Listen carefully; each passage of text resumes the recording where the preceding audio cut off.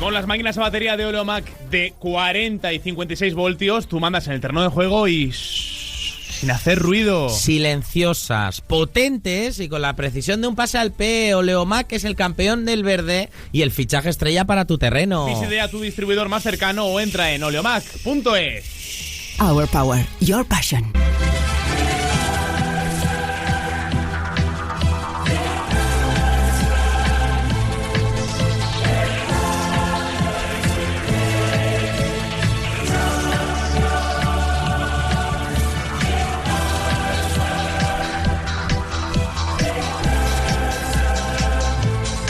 Alberto Rubio, ¿qué tal? ¿Cómo estás? Estresado, me crea ansiedad escuchar tantas veces la música de la Champions. Normal. Y las que quedan, que el día es muy largo. Digo yo, lo comentábamos antes con Juan Castro en la primera hora, que el Arsenal llegará un poquito más crecido después del pinchazo ayer del Manchester City.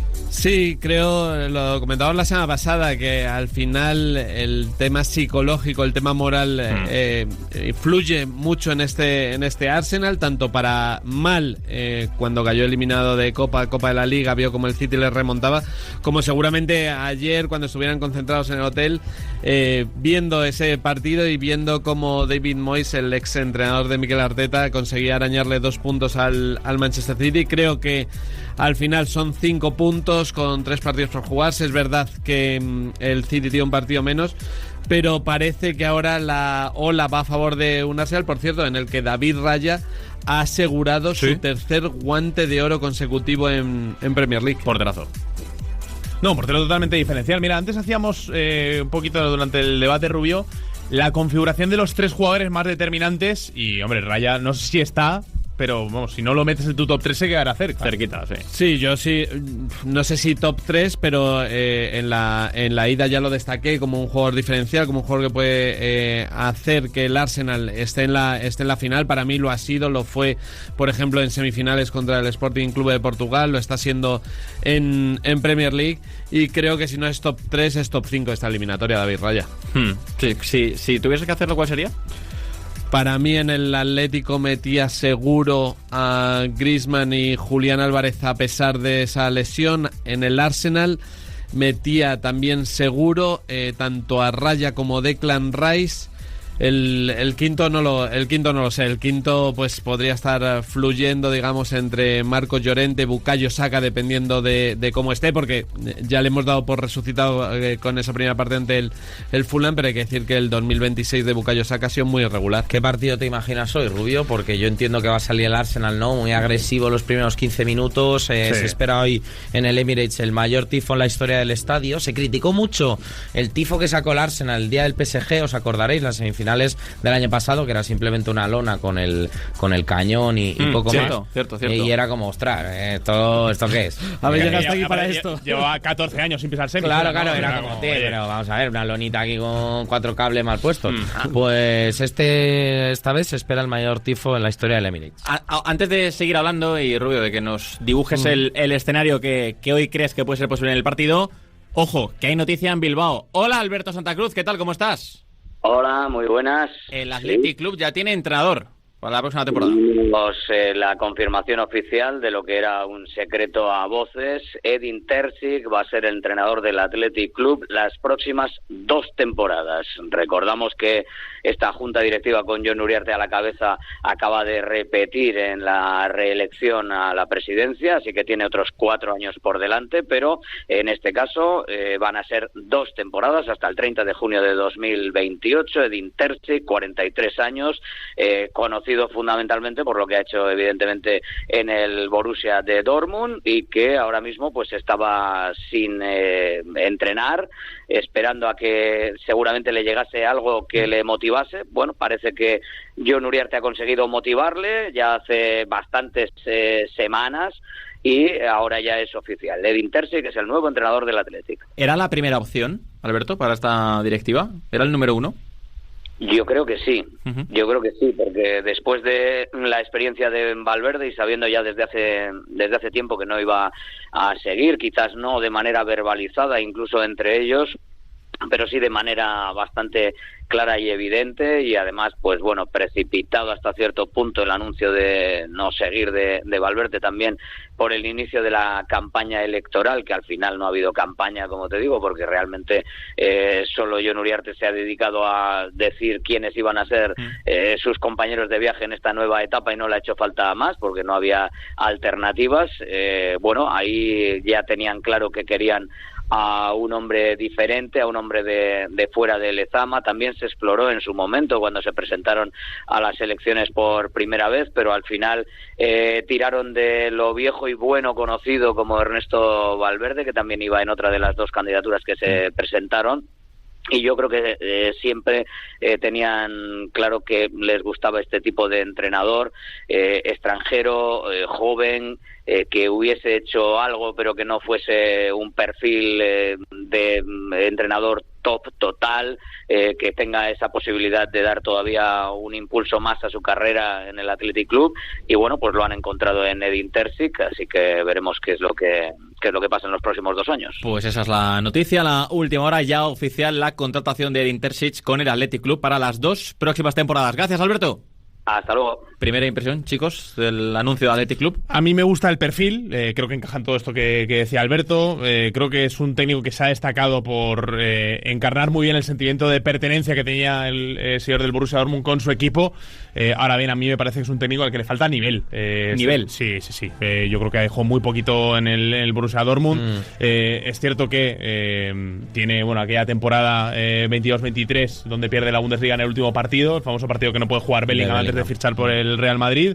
Entra como sustituto de Nuri Sahin y acaba metiendo al equipo en Champions la temporada siguiente,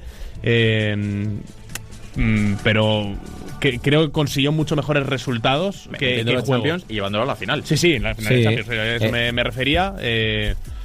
Pero a mí a nivel táctico es un técnico que me ha sabido a muy poco y que no te llena mucho. No me llena mucho. Tengo ganas de verle en el Atlético, me parece un reto muy interesante. 4-2-3-1, 4-3-3, ¿no? Más o menos. Yo creo que técnico más un poco de repliegue, contragolpe, que no tanto de presión alta. Veremos cómo termina de adaptarse también a la plantilla del Athletic Club. El último partido que dirigió como entrenador fue esa final de Champions. Así que veremos cómo es capaz de trasladar su experiencia, que ha sido más en ojeador, en scout y todo eso, o como ayudante de Slaven Bilic, que no tanto como primer entrenador, pero es una apuesta fuerte de Mikel González y Jon Uriarte. ¿Te gusta? Sí, a mí lo primero que me viene a la cabeza es ese factor emocional, esas lágrimas de Edin Terzic frente al muro amarillo del Borussia Dortmund después de perder la Liga en la última jornada. No soy tan cruel como Nahuel. Yo creo que efectivamente en lo táctico es un entrenador que no es brillante, pero que sí que podría haber tenido un margen de mejora en Dortmund, porque al final en Dortmund ha tenido 2 experiencias, digamos, inconclusas, que han sido un poco interruptus, pero el Athletic Bilbao siempre se ha caracterizado por ser un equipo que ha hecho apuestas valientes en el banquillo y apostar también por técnicos extranjeros. En su día me acuerdo, ya hace muchos años, por Bora Milutinovic, por Bielsa. No todas han salido bien, pero me gusta. Creo que es una apuesta distinta y que vamos a ver cómo sale después de muchos años de Ernesto Valverde. Bueno, veremos. La mejor de las suertes para el técnico alemán, que va a dirigir al Athletic Club las 2 próximas temporadas. Sobre todo, Adri, la sensación que existe es que el Athletic necesita un electroshock, y creo que con ese objetivo Terzic es el perfil adecuado. Ahora veremos cómo le va, pero sí que en lo emocional es un técnico que creo que puede sacudir cosas en ese vestuario. Veremos qué consigue con esta plantilla del Athletic Club. Volviendo a lo de esta noche, Rubio, te preguntaba Alex por el escenario de partido. ¿Qué imaginas? Arteta nos prometió ayer que iba a ser un inicio agresivo. ¿Sí? Yo creo que no va a ser tan agresivo. Sí que espero un Arsenal distinto, más dominante, que trate de encerrar, de acorralar más al Atlético que lo que hizo aquí en el Metropolitano. Un Arsenal mandón, que seguramente por esa lesión de Odegaard va a tener que cambiar ese dibujo de 4-3-3 a un 1-4-2-3-1, como hizo muchas veces en el Metropolitano con Declan Rice casi a la altura de Zubimendi. Espero que consiga forzar muchos más córners de lo que hizo en el Metropolitano, que solo forzó 1, y sí que creo que el Atlético tiene que intentar que el Arsenal esté relativamente alejado de su portería, ya no solo por esas jugadas a balón parado, sino por los centros al área, donde el Arsenal no tiene un gran rematador, porque Gyökeres no lo es, pero sí que domina bien esa segunda jugada. ¿Se lo lleva al Atlético de Madrid? Creo que va a sufrir mucho. No soy muy optimista. Sí que creía que el Atlético podría superar la eliminatoria con un mejor resultado en el Metropolitano, pero de cara a esta noche no soy muy optimista de decir. Esas ocasiones de Lookman, ¿eh? Sí, de hecho, no sé si sentenciado, porque hablar de sentenciar una eliminatoria en Champions League son palabras mayores. Sí. Se vio en la otra eliminatoria cuando el Paris Saint-Germain con 5-2 parecía que lo tenía en el bolsillo, pero sí que creo que va a echar de menos una renta mayor. Creo que el Atlético con un 2-0 estaríamos hablando de un escenario bastante distinto, también por lo moral que comentábamos antes del Arsenal, que tiene, ya lo habéis hablado, las bajas de Timber, de Mikel Merino. Vamos a ver si llega Kai Havertz, pero no soy muy optimista de cara al partido esta noche contra el Atlético, sobre todo por Julián llega tocado. Va a ser importante Antoine Griezmann, que se quede mucho el balón y que haga mejores los pases que le den sus compañeros. ¿Partido largo? Partido, creo que de 90 minutos. 90. Creo que de 90 minutos. No sé quién se lo va a llevar, creo que el Arsenal, pero partido de 90 minutos. ¿Qué pronóstico darías? 2-1 para el Arsenal. 2-1. ¿Y MVP? Que me perdonen. Y MVP en Declan Rice. Vale. De cara a lo de mañana, ¿qué esperas? Lo mismo que vimos en la 9 goles también. 9 goles no. No, 7. No, pero sí que espero un partido de muchos goles, porque además tanto Vincent Kompany como Luis Enrique han hecho gala de ello durante esta semana, de que el fútbol moderno va en esa línea, que se disfrutó mucho, que como dijo Luis Enrique, que las otras opiniones son opiniones de mierda, y creo Dilo. Y creo que sería muy feo, ¿no?, que ahora, después de ponernos el caramelito en la boca, nos lo quitaran. Al final el Bayern siempre deja dos atrás, Upamecano y Jonathan Tah. Eso no va a cambiar. Eso no va a cambiar.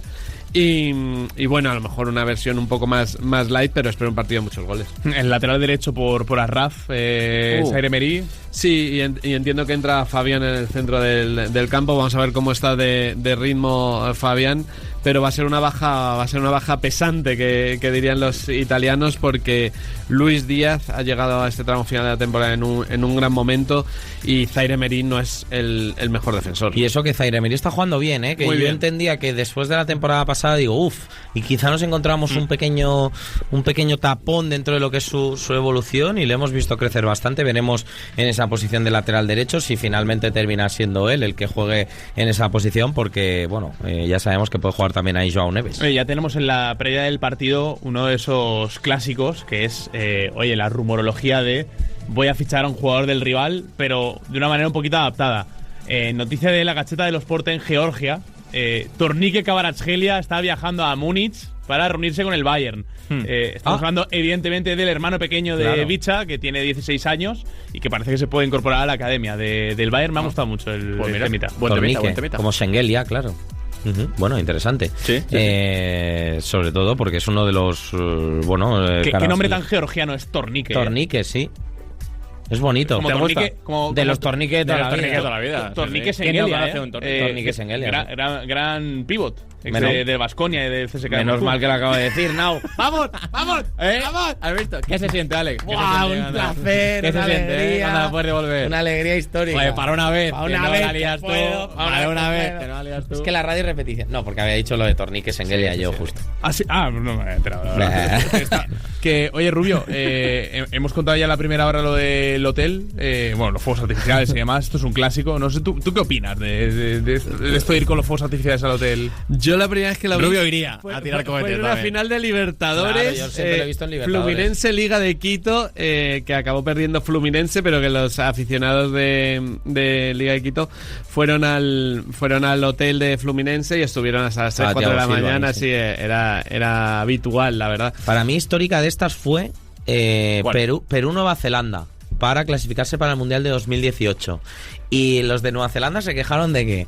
¿De qué? De la policía que les escoltaba de camino aeropuerto al hotel, que bueno, que les dio una vuelta, que estuvieron 3 o 4 horas para llegar del aeropuerto al hotel. Estaba la calle cortada, al tráfico ahí hasta arriba, que luego igual, que no tenían ducha, que no tenían agua caliente para ducharse en el hotel, que en el estadio tampoco, o sea que fue, bueno, de fútbol de antes, traído ahora. Cosas que pasan en el Esto fútbol. antes pasaba Cierto, tal. hablando de hoteles, que no sé si lo habéis comentado, el Bayern le gana 1-0 al Paris Saint-Germain la eliminatoria, porque el Paris Saint-Germain quería hospedarse en un hotel de Múnich, en el mismo que se alojó cuando jugaron la final de la Champions y la ganaron la temporada pasada, y el Bayern se lo ha prohibido al hotel porque es el hotel suyo de concentración y han dicho, esto es Múnich y esto es nuestro. Aquí mando yo, ¿no? Aquí mando yo. O sea que 1-0 para los de Vincent. No, ha reservado todo el hotel. Pero que hay que estar en estos detalles. Aparte, los entrenadores son muy obsesivos con controlar este tipo de cosas. Sí. A tope con el bilardismo. Ojo, yo me imagino a la de viajes o al de viajes diciendo, madre mía, que nos han quitado el hotel. A ver ahora, Ahora a ver cómo le digo que pues no. al barato, como el Cholo. Claro. ¿Cómo le digo a Luis Enrique que nos han quitado el hotel? Sí. Cuéntaselo tú, que a mí me da la risa. Mañana, ¿quién se lo lleva? Mañana creo que el Paris Saint-Germain. Me fío mucho del equipo de Luis Enrique, lo dije, para mí el Bayern está siendo el equipo de la temporada, pero el Paris Saint-Germain es más equipo y creo que en las grandes citas está dando la cara. Pienso que se lo lleva el Paris Saint-Germain. Contigo no hemos hecho el jueguito aún de ordenar a los 6 atacantes de los dos equipos, ¿no? Creo que no.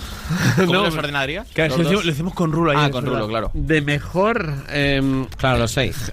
yo diría ahora mismo Harry Kane en primer lugar, ¿Vale? Vaya. Olise en segundo lugar. Bien. Tercero colocaría a Kvaratskhelia. Estoy hablando por momento de forma, ¿eh? Kvaratskhelia, Sí. Luis Díaz, Dembélé y Doué. Vale. Momento de forma.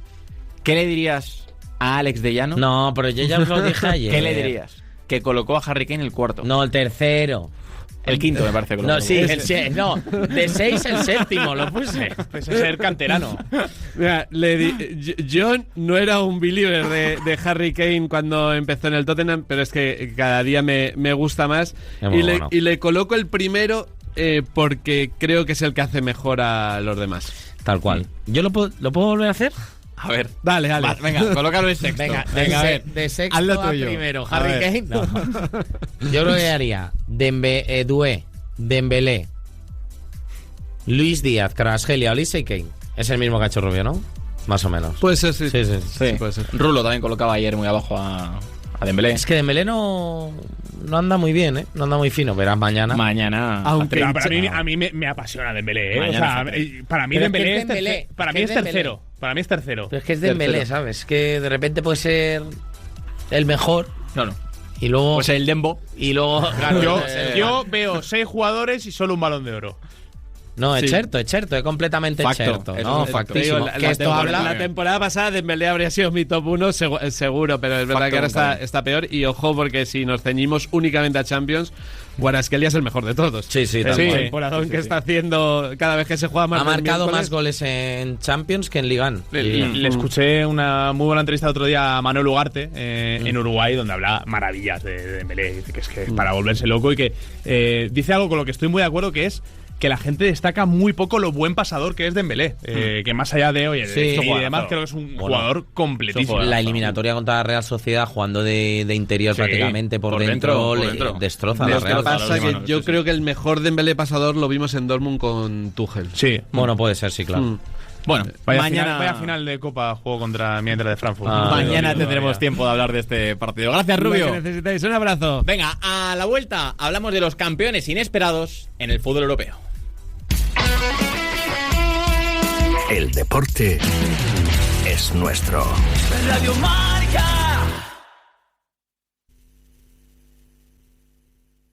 Esta es mi mano, la que apaga el despertador, la que coge el café por la mañana, la que saluda al llegar al trabajo. También es la mano que me pone el casco, se protege con los guantes y me ajusta el arnés.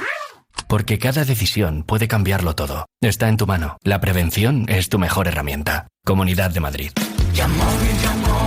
En Yamóvil cumplimos 57 años. Si estás pensando en vender tu coche, escucha esto. Más de medio siglo comprando coches nos ha enseñado algo muy simple. Cuando pagas bien, la gente vuelve. Por eso este mes de mayo queremos pagarte más por tu coche. Ven a Yamóvil, tráelo y véndelo hoy mismo.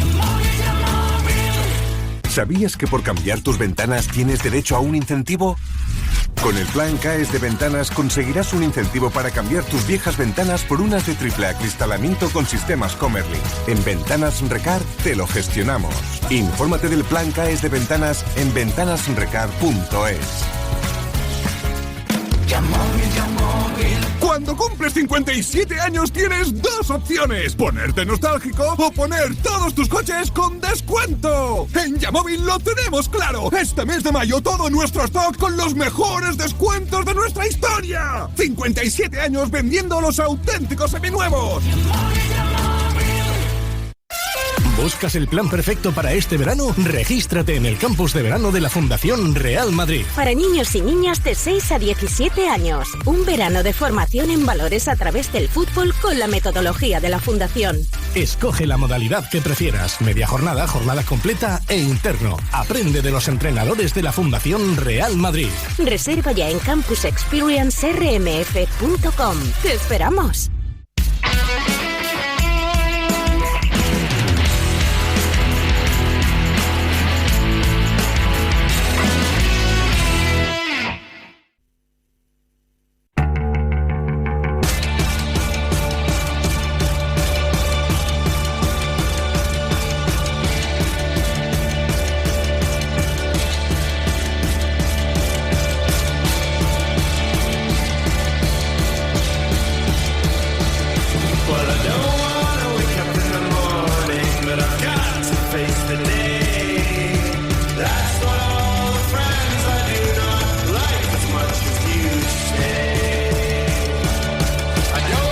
Antes de nada, Alex de Llano, una recomendación a los oyentes. El Instagram de @somospizarritas. Hombre, @somospizarritas, porque ahí publicamos todo tipo de contenido, todo tipo de análisis y sobre todo también infografías muy chulas, así que a seguir. Estamos acostumbrados a que las competiciones europeas sean coto privado de los equipos de siempre, es la realidad, con alguna pequeña excepción. Creo que por eso nació la Conference League que repasábamos otro día con Naveira, a la que creo que, oye, para lo que llegó, creo que le podemos dar una buena nota, ¿no? Yo creo que no te termina... No me convence mucho. Todavía no. No, porque, bueno, recordemos que la Conference se hace por un motivo político, que es darle a los países europeos con menos representación más posibilidades de llegar lejos en competiciones europeas. Y salvo la sección de Olympiacos, estamos viendo equipos de las grandes ligas copar las semis y las finales últimamente, así que a mí no me termina de convencer. Bueno, es verdad que hemos visto, como dices, a Olympiacos ganar el primer título continental para el fútbol griego. Ojalá lo veamos con el Rayo Vallecano en el fútbol español. Claro, pero la liga sí, pero es el Rayo. Según lo que ha dicho Nau, el Rayo, claro. No, a ver, es que el Rayo no deja de ser el representante de la segunda liga con más dinero de Europa. Segunda, tercera, podemos pelear ahí un poco, pero vamos. Pero, ¿y si fuese en lugar del Rayo un equipo... La temporada pasada tuvimos... ¿Rumano lo estarías viendo? No digo que lo esté viendo, digo que me parezca un éxito conseguir, que equipos de ligas que parece que lo tienen muy complicado para competir aquí se sumen. Mira, esta temporada... es que se ha denostado mucho el modelo Champions porque hacía que, por ejemplo, en países como Bulgaria, el Ludogorets haya ganado 14 ligas seguidas. Esta semana justo el Levski de Sofía le ha cortado la racha. Desnivela mucho, ¿no? El dinero de la Champions. Y oye, si tiene más competiciones europeas, pues tienes otras maneras de que clubes un poquito más secundarios consigan ingresos. Pero a nivel de llegar a últimas rondas, creo que en octavos de final, por ejemplo, de esta Conference, tuvimos un ejemplo muy claro de que los 8 favoritos consiguen imponerse y plantarse en cuartos de final. Así que, tenemos un... Es como está montado el fútbol. El año pasado tuvimos una final entre Chelsea y Betis y esta temporada, parece todo encaminado para que el representante de la Premier llegue a la final. Y ya veremos si llega el representante de la Liga o el de la Liga Española. Ojalá sea el de la Española. Hoy vamos a hablar de las mejores excepciones en la historia del fútbol europeo con alguien que escribió, la verdad, un libro fantástico que recomendamos desde aquí. Noches Europeas. Miguel Pereira, bienvenido de nuevo a la Pizarra de Quintana. Amigo, ¿cómo estás? ¿Cómo estáis, chavales? ¿Cómo estáis, pizarritas? Pues encantado de hablar de las noches europeas míticas y un poco cogiendo lo que dijo Nahuel, es que todas las competiciones europeas han tenido un trasfondo político cuando empezaron. La mítica Recopa, por ejemplo, empieza porque las casas de apuestas necesitaban un partido más a la semana y la Copa de la UEFA es la continuación de la Copa de Ferias, que no dejaba de ser un proyecto político de la Comunidad Europea. Al final siempre ha sido un poco así, creo que muchas veces tenemos tendencia a romantizar el pasado, pero sí que es cierto que estos cuentos de hadas, digamos, van a ser cada vez más difíciles de encontrar. Y la verdad es que está relacionado el fútbol y la política, que muchas veces se dice que no y que no se relacione, pero está relacionado desde el origen, está completamente relacionado. Si es que estamos en la previa de un mundial que por desgracia nos lo está poniendo de manifiesto todos los días. Exactamente. Este año en la Conference, Alex, salvo en el caso del Shakhtar, gane quien gane, lo va a hacer por primera vez en el fútbol europeo. Pero realmente la historia, el gran cuento de hadas, creo que es el barrio que a nosotros nos pilla muy de cerca. Sí, efectivamente, sobre todo porque es un equipo que le hemos visto pasar penurias importantes. ¿Qué sigue pasando? Sí, pero también deportivas, de estar en segunda B, de tener esos momentos en segunda y de verle ahora disputar competición europea, de hacerlo con las ganas con las que ha cogido la disputa de competición europea y que tenga la posibilidad de que a un partido plantarse en una final como la de Leipzig, en la que entiendo toda Vallecas se va a plantar en Leipzig, pues hombre, es verdaderamente emocionante y además que es un equipo que nos gusta cómo juega, que tiene cara y ojos, que no le tiene miedo a nadie, que si tiene que ir a jugar frente a la EK fuera de casa lo hace de esta manera y que yo creo que, vamos, con la ligera ventaja que tiene en el marcador, me parece que tener una ligera ventaja muchas veces es mejor que tener una gran ventaja, ¿no? Aunque sea estar más en tensión. Sí, yo creo que un 1-0 todo el mundo sabe que es más fácil dar la vuelta. Gana Pepe Rayo con el EK. Claro, por eso, precisamente. Sí, el 3-0 como la EK le dio la vuelta con calcetín. Veremos este 1-0. Pintaba chungo en la vuelta. Es la primera vez que el Rayo se clasifica para una competición europea por méritos deportivos, por lo que hace en el césped. Y algo que me ha gustado mucho, y me está gustando mucho de la historia del Rayo, Now, es que Íñigo Pérez en ningún momento ha rehuido el objetivo. Siempre ha hablado muy claro de cuál debe ser el objetivo de la Conference, de que el Rayo no iba de paseo, que el Rayo quería llegar muy lejos y ya en las rondas finales ha hablado claramente de ganar el título, de que quiere ganar, sí, que quiere cambiar la mentalidad del Rayo. Creo que Íñigo, bueno, de hecho, tiene una declaración muy reciente que no le gusta esto del rayito y el famoso cántico del puto Rayo, que le gusta más, ¿no? Que representa que el Rayo es un equipo incómodo. Creo que esa mentalidad del Rayo es uno de los grandes avales competitivos que demuestra la plantilla y me parece que Íñigo es una de las figuras que mejor ejemplifica todo esto cada vez que habla en público. Sobre todo, Miguel, porque a nosotros nos pilla muy de cerca, lógicamente, pero estamos ante la gran historia del fútbol europeo esta temporada. Sin duda, yo creo que además estamos hablando de que si el Rayo termina ganando esta Conference es una de las mejores historias, no solo de esta temporada, quizás de la década. Es que es un club de barrio, es un club que ya no existe. Es un modelo de club que era muy común hasta los años 90, cuando empieza a entrar todo ese dinero con la Champions League. Los equipos con tradición de barrio pues se van haciendo parte de dueños extranjeros en muchos países, van perdiendo relevancia y el Rayo sigue ahí, compitiendo a veces hasta contra sí mismo, como hemos visto muchas veces a lo largo de la temporada. Y eso tiene un mérito absolutamente descomunal. Además va a jugar un partido contra un equipo que no deja de ser un histórico de fútbol francés, pero a la vez es un engendro de los dueños del Chelsea. Entonces, de cierta manera, también está combatiendo ese fútbol moderno tan dominado por el poder económico de la Premier League. Además, el Rayo en esta Conference está utilizando todas las armas que ha utilizado tradicionalmente en el fútbol español. Por ejemplo, el tema del campo. Claro. Sí. Escuchábamos a Racho el otro día decir que sienten como los rivales se plantan en Vallecas y dicen, joder, pues este campo es verdad que es más pequeño de lo que me habían dicho. Sí, y que la gente está mucho más cerca y que aquí van a apretar. Y creo que con esas bazas está jugando el Rayo Vallecano, insisto, como ha jugado siempre en el fútbol español. ¿Cuántas veces no hemos escuchado en España cuando se enfrentaba el Rayo al Madrid o al Barça aquello de, bueno, es que el Madrid o el Barça, cuidado porque en Vallecas el campo es muy pequeñito y la gente grita mucho? Sí, sí, y vamos, ya lo estamos viendo que hasta los equipos más grandes, ¿no?, que han pasado en esta Conference por el Estadio Vallecas han terminado por claudicar y está utilizando esa, entre comillas, que podría ser una situación negativa, ¿no?, que tu campo sea pequeño, lo está utilizando para hacerse más grande. Mira, esto en el otro lado de la historia, dice Cesc Fábregas en una entrevista reciente que él pide ensanchar el campo del Como cuando llega al club, que dice que normalmente dice, pero ¿para qué lo vas a ensanchar? Si es más fácil para defender. Dice, no, al revés, es que yo quiero hacer más grande para poder atacar mejor. Bueno, creo que el Rayo, con esa presión asfixiante que tiene, suma a la sensación ambiental de asfixia, de agobio constante que siente el equipo visitante en Vallecas. Y luego, ojalá, Miguel, contemos la historia del Rayo como ganador de esta conference. Es una historia muy chula por todo lo que estamos comentando y porque además tiene varios nombres propios, tiene varios héroes. Álvaro García, que siempre está en las noches importantes del Rayo Vallecano, leyenda en activo del club.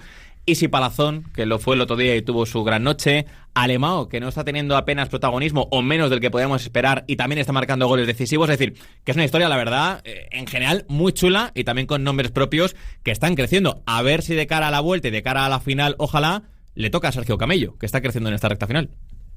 Sí, porque además es una historia de un colectivo. Es un colectivo en que en cada momento de la temporada hemos visto individualidades pues brillar por encima de los demás, pero siempre dentro de un espíritu que Íñigo ha sabido conjugar muy bien con lo que es Vallecas. Yo entiendo a SES porque el fútbol moderno es pues tener campo ensanchado, espacio para jugar, pero es que, con todo el respeto a la afición del Como, no es Vallecas, no es la gente de Vallecas, no aprietan como la gente de Vallecas. Entonces el Rayo pues mimetiza mucho lo que es la identidad del club y es una identidad muy obrera, muy de comunidad, donde a veces pues uno levanta un poco más la cabeza y coge el mando y luego coge el testigo otro jugador en otra eliminatoria, así que seguramente tenemos tanto el partido que nos queda por esta semana y ojalá la final, un momento a lo mejor de ver otros jugadores hacerse protagonistas de esta narrativa. Permitidme, porque nos está pidiendo paso desde Londres José Rodríguez con Enrique Cerezo. Bueno, presión siempre hay, lo que pasa es que hay que tener calma y tranquilidad. Si a la calma y la tranquilidad le quita la presión, pues imagínate en que se queda en nada. Enrique, ¿cómo ve este partido? Bueno, es un partido difícil, no hay que reconocerlo, porque ten en cuenta que en 90 minutos uno de los dos pasa a la final. Y va a ser un partido muy difícil y muy complicado, pero bueno, nosotros estamos acostumbrados a este tipo de partidos y seguro que no va a salir bien. Hablaba, presidente el Cholo, ayer del tema de las supersticiones. No sé si usted tiene alguna que nos pueda contar de cara a un partido como este. Si yo te cuento todas las que yo tengo, no coméis hoy. ¿Ha visto usted a Julián? ¿Cómo está? No, está bien, yo ayer en el viaje le vi bien. ¿Piensa que va a sufrir presión o...? Hombre, en estos partidos donde sabes que el tiempo va pasando y si no vas ganando, pues siempre se sufre, ¿no? Pero vamos, nosotros tenemos una confianza total en el equipo, porque estoy convencido de que hoy ganamos. En Londres ya se ha hecho también. Que en Londres ya se hizo contra el Chelsea. Exactamente, sí, volvemos a repetir la misma historia con equipos diferentes, ¿no? A ver si repetimos aquí lo que pasó en aquella época y el próximo es el Bayern y repetimos también lo que pasó en otra época. Podemos confirmar que el Cholo Simeone no es supersticioso y la razón por la que se cambió de hotel es porque es más barato ¿no? Hombre, indiscutiblemente la economía es la economía. Este año no se puede quejar porque el Atlético de Madrid está ingresando mucha pasta en la Champions. Bueno, pero hay que ahorrar, también hay que guardar para el futuro. Para verano. Para el verano, además de verdad que sí. Bueno, estamos encantados de estar aquí, es una semifinal que no se juega siempre y hoy nosotros vamos a dar todo, bueno, los jugadores van a dar todo porque podamos estar en Budapest. El Cholo hablaba de que es una oportunidad histórica hoy. Pues una oportunidad histórica, sí, porque la verdad es que llegar a una final siempre es historia y al final lo que cuenta son las finales. Y como dice el presidente, la despedida de Griezmann tiene que ser en Budapest, ¿no? Bueno, ojalá fuese ahí en Budapest, ¿no? Pero de todas maneras vamos a esperar a ver qué pasa hoy. ¿Ha comido alguna vez a las 11:30? ¿Ha comido alguna vez a las 11:30? Pues la verdad es que no. La verdad es que no. Pues no sé, aquí deben comer siempre hasta ahora, ¿no? Porque es habitual comer aquí a las 12. En Madrid, ¿no? En Madrid. El próximo día que vayan a Madrid les voy a poner a las 3 de la tarde a ellos. Enrique, hablaba el Cholo de que la fe y la ilusión estaban por las nubes. ¿Cómo lo ve usted?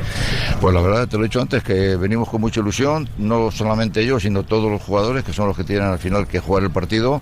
Están muy ilusionados, todos quieren estar en la final y yo creo que cuando se tiene ese ímpetu, pues se conseguirá algo.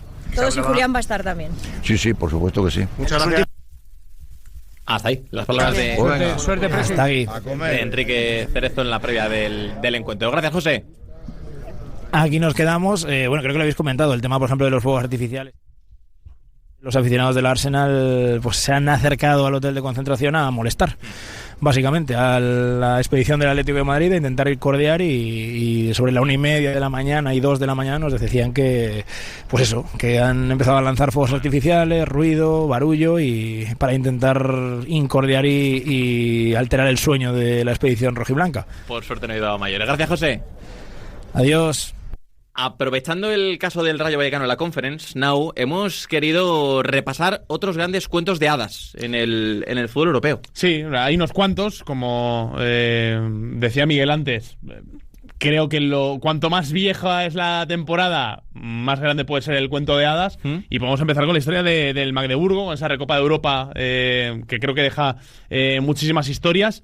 Hay que decir que nos tenemos que ir a la temporada 73-74. Ha llovido, sí. Ha llovido Sí. Desde entonces.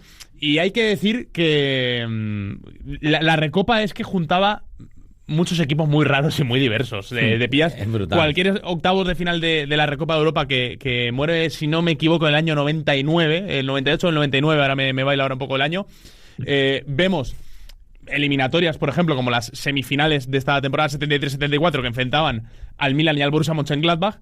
Por el otro lado del cuadro se cuela el Magdeburgo, que recordemos que es el representante de la República Democrática de Alemania, que es del lado oeste, del lado comunista de esa Alemania que estaba separada, y que es un lado que no tiene prácticamente ninguno de los grandes equipos de la actualidad del fútbol alemán. Ha surgido el Leipzig en estos últimos años, pero todos los demás, el Unión Berlín también, pero el resto de equipos son equipos que han caído en saco roto con la caída del muro. Lo aprovechó el Magdeburgo, que elimina al Baník Ostrava remontando los octavos de final, al Beroe en los cuartos de final, que había sido el verdugo del Athletic Club, el conjunto búlgaro. En semifinales elimina al Sporting de Portugal, y en la final, que creo que es el gran batacazo, le gana 2-0 la final al Milan y consigue imponerse como campeón de esa Recopa. En aquel Milan es cierto que más allá de Rivera no hay grandísimos nombres propios, pero no deja de ser un gran titular que el Magdeburgo, que es un equipo muy modesto, que ha divagado por terceras y segundas divisiones en Alemania, le gana una final europea al Milan. Una gran historia, Miguel. Sí, además, ese año se vivió otra vez la maldición que existía con los ganadores de la Recopa, porque nunca en la historia de la competición un ganador pudo retener el trofeo. El Milan había ganado la edición del año anterior y pues ese año llega a la final con un muy joven Giovanni Trapattoni de entrenador. Había dejado de ser futbolista hace pocas temporadas, y el Magdeburgo además pues es el equipo que luego va a ser la base de la selección de la República Democrática Germana, que gana a la Alemania Federal en el Mundial un mes después. Además, Parvasser, que es el hombre que mete ese mítico gol en el Mundial de 64, es uno de los jugadores claves del Magdeburgo. Y la historia quizás más curiosa incluso sea la semifinal con el Sporting de Portugal, porque se juega la vuelta en Alemania pues oriental, y el Sporting, pues cuando quiere volver a Portugal, le pilla de lleno la revolución de los claveles. Entonces, pues son forzados a tener que coger el vuelo hasta Madrid, y de Madrid van de autobús hasta Badajoz, esperando que abran las fronteras para poder cruzar. Entonces el Sporting sale de Portugal para jugar en dictadura y vuelve en democracia. Es una historia guapísima, pero claro, no es la historia es el Magdeburgo, que es el único equipo de esa Alemania del Este que gana una competición europea. No era un país que apostaba mucho por el fútbol, le venían mejor otras modalidades, donde además copaban a nivel de doping de forma escandalosa, sobre todo a nivel de atletismo y de gimnástica, pero ese Magdeburgo es un equipo mítico, aunque hoy, como dice Nao, todos los equipos de Alemania del Este se han venido a menos con la fusión de las dos ligas en el 91, y pocos equipos hemos visto de este lado del telón de acero hacer buenas cifras en la Bundesliga moderna. Si hablamos de cuentos de hadas en el fútbol europeo, Alex, hay que hablar de Nottingham Forest. Sí, hombre, obviamente. Pensaba que íbamos a tirar antes por lo escocés, pero vamos al Nottingham Forest. Sí, seguimos seguimos los años, ¿no? Los años, seguimos los años, sí.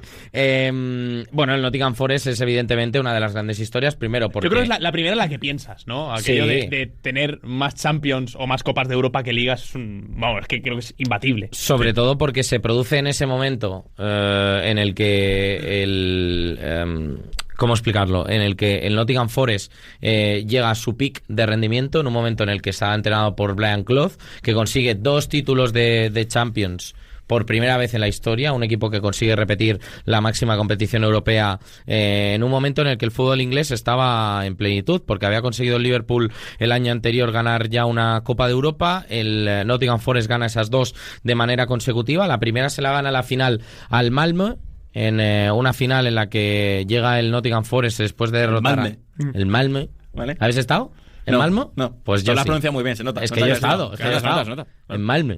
Bien. Es como yo lo hago como si estuviera hablando como un poco de Jao, ¿no? ¿Qué pasa? Pues como en Malmö. Nos podría estar colando un golazo por la escuadra. no, que que no está está colando. Preguntarle a... Venga, el entrenador de tal. Vale. Después de superar a la ECA de Atenas, al Grasshopper, al Colonia, y termina derrotando al Malmö en la final, en una Copa de Europa en la que el Real Madrid se queda en los octavos de final. Es el único representante español, obviamente, y se queda en esos octavos de final. En la segunda sí que está la final un poquito más, sí que yo diría que es un camino más, ¿cómo decirlo así? Más Copa de Europa, ¿no? Porque le toca el Ajax en la semi y tiene el famoso partido ante el Hamburgo en la final, que es esa eliminatoria o esa final que termina solventando con el gol de Robertson en una Copa de Europa del Nottingham Forest, en la que destaca precisamente Ian Bower con 3 goles, en la que marca también 3 goles Trevor Francis, que había sido ya también muy importante en la anterior. Por cierto, juega el Estrasburgo esta Copa de Europa, ¿vale? ¿A que no sabrías? Bueno, sí que lo sabéis. Nau sí que lo sabe. El máximo goleador del Estrasburgo en esa Copa de Europa. Sorpréndeme. Carlos Bianchi. Hombre. Mítico. También en esta Copa de Europa marca 3 goles Laurie Cunningham. Así que bueno, es una de esas Copas de Europa de las que hacen Copa de Europa. Sí, total. Aunque la gran estrella de esa Copa de Europa hay que decir que fue solo el Lerby.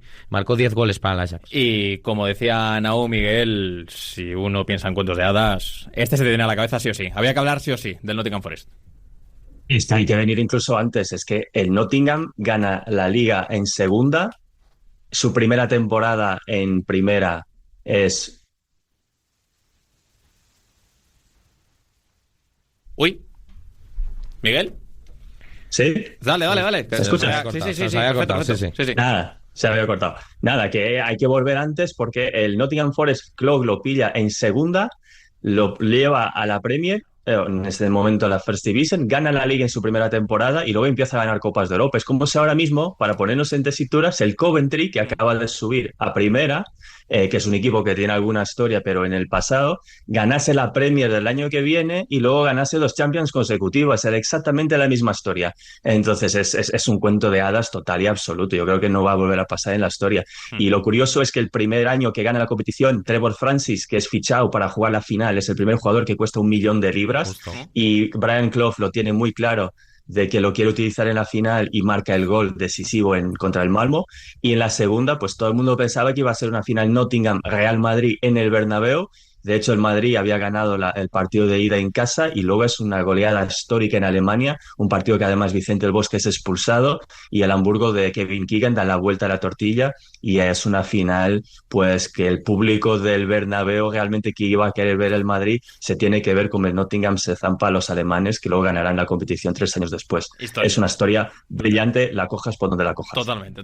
Está la del Aberdeen, que era la que querías tratar, Alex. Sí, porque la del Aberdeen me parece muy curiosa. Es la Recopa del 83, que termina ganando el equipo dirigido por Sir Alex Ferguson. En esa Recopa es en la que se da a conocer Tony Polster, que luego haría historia en nuestro fútbol, Logroñés, Sevilla, etcétera, en la que también está Maradona en el Barça, en la que cae eliminado, el Aberdeen le gana la final al Real Madrid 2-1, en la que era un equipo jovencísimo y como decíamos con Sir Alex Ferguson, y que es una de las grandes epopeyas y la última gran gesta del fútbol escocés en Europa. Es el último título que ha conseguido un equipo escocés en Europa, es el año 83. Bueno, el último realmente es la Supercopa, pero de los que digamos establecidos, Conference, Europa League, Champions, este es el último. En la 87-88 Nau hay un equipo belga.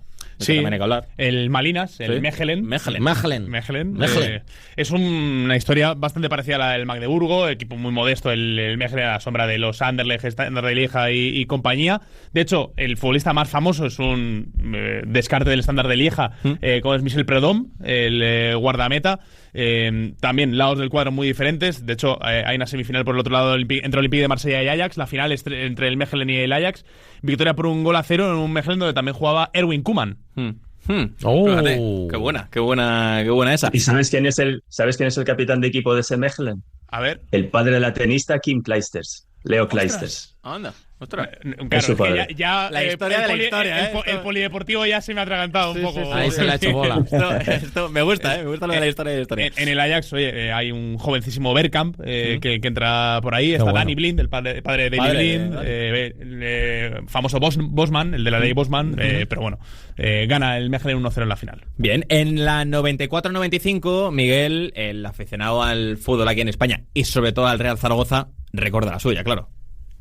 Claro, es que además es una historia, si hablamos del Rayito, claro que Zaragoza tiene una historia que no tiene el Rayo, pero es un cuento de hadas similar, porque es un equipo que había estado a punto de bajar unos pocos años antes a segunda, que tiene ese partido mítico de playoff contra el Murcia, lo coge un jovencísimo Víctor Fernández y le convierte en probablemente el equipo más atractivo de fútbol español, jugando de cine, un equipo que ha admirado por gente de todos los equipos de España, y luego pues además la gana otra vez a un ganador anterior, que es el Arsenal, que había triunfado el año anterior con el Parma, la mítica maldición. Y claro, es que Naim hace el gol de la historia del fútbol en Zaragoza, pero es que el primer gol de Sneijder es probablemente uno de los mejores goles que se han marcado en las finales de la Recopa, y se ha quedado muy en el olvido por lo mítico disparo de Naim. Pero es que es un equipazo, y además representa muy bien ese cambio de paradigma del fútbol español, que como decía Nao, en los 70 y en los 80 vemos quién estaba en la Recopa y de equipo español raramente llegaba muy lejos, y a partir de los 90 con la Liga ya pues cambiando un poco al juego de posición, cambiando un poco el paradigma de juego, empiezan a sonar estas historias que van saliendo cada vez mejor, el Zaragoza, luego el Mallorca, el Alavés, y luego vendrá el Sevilla también. Además de Naim y de Sneijder, claro, es que en ese Zaragoza estaba Poyet, estaba Víctor Fernández, como dice Miguel, de entrenador, muy, muy jovencito. Estaba Xavi Aguado, leyenda del Zaragoza. De capitán, claro. De portero. Pardeza, efectivamente. Sí. Equipazo el que tenía aquel Real Zaragoza el 10 de mayo del 95. Hace poco repasé partidos de España en el Mundial del 86. Oye, qué bueno era Víctor Fernández, ¿eh? ¿Sí? O sea, perdón, Víctor Muñoz. Vale. Víctor Muñoz. Bueno, en el siglo XXI, esto es siglo XX, claro, en el siglo XXI, Nau, has tirado un poquito de hemeroteca. Sí, ya cuesta un poquito más. Y aquí cuesta un poco más, sí. Aquí cuesta un poco más porque el fútbol cambia. De hecho, en la primera historia tenemos como protagonista al Rayo Vallecano, que llega hasta los cuartos de final de la Copa de la UEFA 2000-2001. La final la conocéis todos, el Liverpool Alavés. También como factor común, el pensar que hay un lado del cuadro más fuerte que el otro. Teníamos al Oporto, a la Roma, al Barça. De hecho, la otra semifinal es un Barça-Liverpool, y a la vez le gana las semis al Kaiserslautern después de cargarse al Alavés, que es el gran partido antes de la final, y al Rayo Vallecano, como decíamos, y luego un 5-4 que es historia de la Copa de la UEFA y por supuesto del glorioso Miguel. Sí, son unos partidos más entretenidos, apasionantes y tristes para la afición de Vitoria, pero realmente era un Deportivo Alavés que jugaba de una forma muy competitiva en una primera edición de la UEFA, donde empiezas a ver que ya no habiendo Recopa y con la Champions que se había expandido, pues empiezan a llegar equipos que no estaban habitualmente, y esos equipos, pues naturalmente el Liverpool aprovecha ese triunfo de forma para renacer de cierto modo. Habían pasado una década muy complicada y es el año de Michael Owen ganando el Balón de Oro, porque habían ganado la Copa de Inglaterra, la Copa de la Liga y la Copa UEFA, pero es un equipo que además tiene a Emil Heskey, a Robbie Fowler, a Gary McAllister. Es un equipazo de Liverpool, que es un poco la base de luego va a coger Rafa Benítez más adelante para también hacer otra noche mágica, que es la de Estambul. Es curioso porque en el siglo XXI hay varias historias de clubes portugueses. O sea, lo del Porto en 2004, pero también el Boavista 2002-2003, Miguel, que es semifinalista de la Copa de la UEFA. El Braga en la 10-11, subcampeón también de la UEFA. Hay varios portugueses aquí. Esto me resulta curioso. Y además tenemos el Braga el jueves jugando con el Freiburg. También. Además puede volver a una final europea, claro. El Boavista, que había ganado la Liga 2 temporadas antes, había sido el segundo equipo que no de los tres grandes míticos, Porto, Benfica, Sporting, ganando la Liga. Era ya un habitual de la Champions League y en esos años se rebotaba de la Champions a la Copa UEFA, se terminabas en tercero en tu grupo. Le tocó un grupo muy complicado, pero en la Copa UEFA hizo una campaña brutal y llegó a haber un momento en que se imaginaba una final en Sevilla con dos equipos de la ciudad de Porto, porque se clasifica el Porto de Mourinho después de ganar al Lazio y el Boavista estuvo a un gol de eliminar al Celtic, pero Erik Larsson fue mucho Erik Larsson para el Boavista y no pudo clasificarse. Y luego el Braga impidió un clásico Porto-Benfica también en la final de Dublín de la Europa League, eliminando al Benfica también en semifinales después de rebotar desde la Champions League. De hecho, rebotaron los dos, tanto el Benfica como el Braga, y creo que tiene una correlación con el fútbol portugués empezar a ser constante a partir de los años 90. Empiezan a ser esos jugadores míticos, los Figos, los Rui Costa, luego los Cristianos, por supuesto, y de cierto modo la Liga pues da un salto adelante y con eso se empieza a notar en competiciones europeas mejores resultados. Hay un inglés que recordamos bien, el Fulham de la 2009-2010. Ese Fulham, además, si habéis ido a Craven Cottage, tienen una zona en la que tienen expuestas, pues como no gestas del equipo, y obviamente una de las cosas que ponen es la remontada que le metieron a la Juve, histórica, porque se va con un 1-3 el Fulham a Craven Cottage, minuto 2 de partido, después de haber liado toda, oye, remontada, tal, no sé qué, minuto 3-2 de partido, pum, gol de Trezeguet. Y tú dices, ostras, ay. Pues le terminaban dando la vuelta con un gol de Bobby Zamora, 2 de Selton Gera y 1 de Dempsey, y luego la final, pues el desarrollo que ya sabemos todos con esos 2 goles de Forlán. Ya para cerrar, ¿no? También está el Dnipro en la 14-15. Sí, una hazaña, el Dnipro que desapareció como club, que se fue cargando equipazos, entre ellos el Nápoles con Hamsik como estrella, con Rafa Benítez, con muchos españoles en plantilla, también con José Callejón. Se carga también al Brujas, enfrente el gigante de siempre, en la Europa League, en Sevilla. Sí. Este Dnipro tenía 2 cracks, uno acabó jugando en el Sevilla, que es Konoplyanka, el otro jugó en el Atlético de Madrid, como es Nikola Kalinic. En fin, historias muy chulas que queríamos repasar hoy con el bueno de Miguel Pereira, héroes inesperados en el fútbol europeo. Gracias, Miguel. Listo, chicos. La pizarra de Quintana. ¿Cómo hemos cambiado? Cambiar sienta bien. Renueva tu coche por un nuevo Citroën con hasta 8 años de garantía y ahorra hasta 8.500 euros financiando con Stellantis Finance. ¿Cambiamos? Consulta citroen.es. Deja siempre espacio para otra motera. Cuando eres motera, hay muchas leyes no escritas. Pero cuando eres mutuera, hay una ley que sí está escrita. Y es la siguiente. Vente a la Mutua con tu seguro de moto y te bajamos su precio, sea cual sea. Llama al 91 555 5555. Hazte mutuera. Condiciones en Mutua.es.